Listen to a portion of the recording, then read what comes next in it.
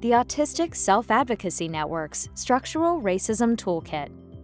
Structural racism is still with us. A lot of the examples of structural racism we've given in this toolkit happened in the past. A lot of people fought against racism in America. Most of the people fighting racism were people of color. People marched and organized boycotts and refused to follow racist laws. A lot of people fighting racism were arrested and violently attacked by police. A lot of people fighting racism were threatened and attacked by people who wanted to keep white supremacy.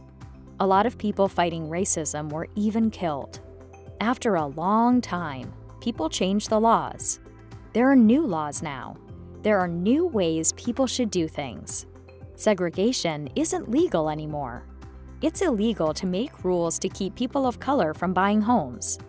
It's illegal for jobs to discriminate against people of color. It's illegal to ban people of color from coming to the U.S. The government isn't supposed to leave out people of color when it helps people. For example, a new law said banks couldn't use racist rules to help people buy homes. Banks had to help both white people and people of color buy homes. Another example is the Voting Rights Act. The Voting Rights Act passed in 1965. Before 1965, many people of color could not vote. This is structural racism.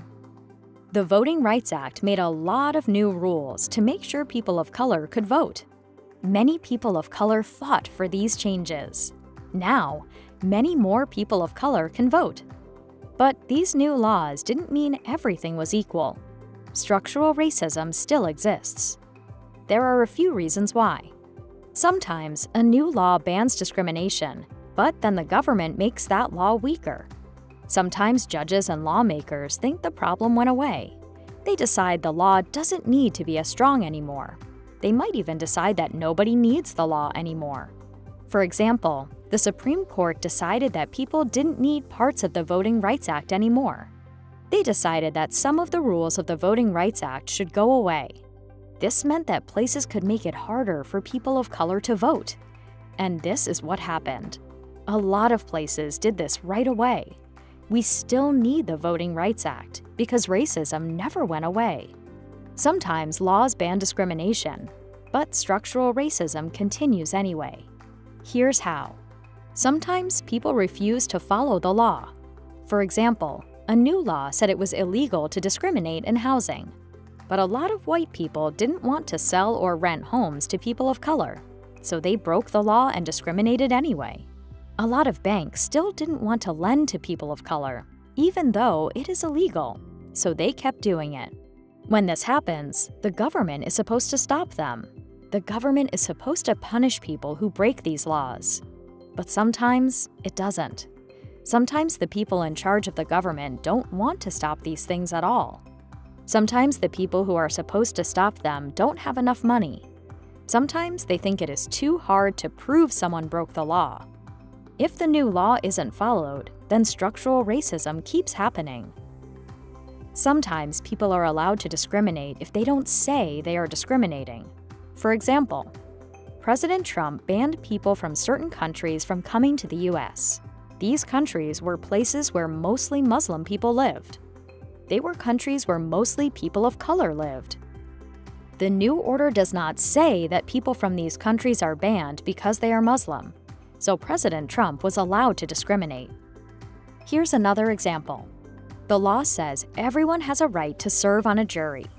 A jury is the part of the court that decides if someone broke the law and how much they should be punished. Every citizen can be asked to be part of a jury. After people are called for jury duty, the lawyers in a case get to pick who will be on the jury for that case. But a lot of times, lawyers did not want to let people of color on juries. Some lawyers think that it is easier to have only white juries. White people are more likely to say that people of color broke the law. White people are also more likely to say that white people accused of racism did not break the law. This is one reason why more people of color get sent to prison. This is unfair. It is racist. The law says lawyers could not do this. The law said lawyers could not keep people out of juries because of their race. But lawyers could use any other reason. So instead, Lawyers use things like how people dress or talk, or what neighborhood they're from. Sometimes they even use how people answer questions about whether racism exists or how they feel about it. These are all ways to keep people out of juries because of their race. But they are allowed because the lawyers pretended to have a different reason. This is still racist. We talk more in this toolkit about how systems try to hide discrimination like this. Autistic Self-Advocacy Network. For more information, visit our website, autisticadvocacy.org.